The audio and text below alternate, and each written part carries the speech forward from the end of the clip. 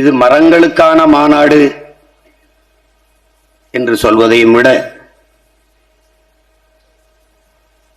நாம் நமக்கு உயிர்காற்றை தருகிற நம் தாய்க்கு நன்றி செலுத்துகிற ஒரு மாநாடு என்றுதான் இதை பார்க்க வேண்டும்.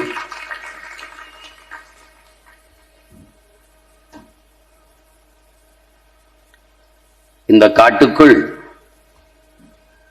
புலிகள் நுழைந்தவுடனேயே ஒரு அணில் கூட கண்ணில் படவில்லை.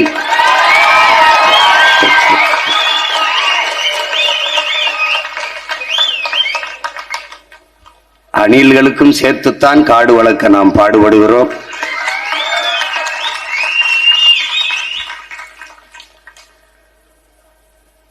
மரங்களுக்கு என்ன மாநாடு, இவர்களுக்கு என்ன மறை கலண்டு விட்டதா என்று கேட்பார்கள்.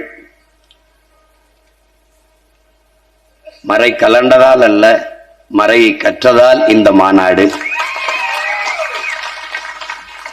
நீரின்றி அமையாது உலகு எனின் யார் யாருக்கும் வானின்றி அமையாது ஒழுக்கு என்ற எங்கள் மறை.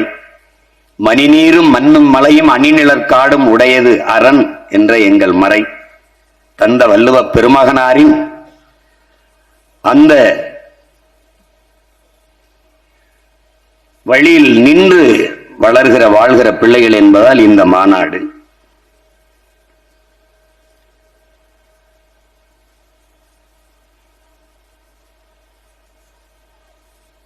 நாட்டுக்காக நிற்பவர்கள்தான் இந்த மாநாட்டை நடத்த முடியும்.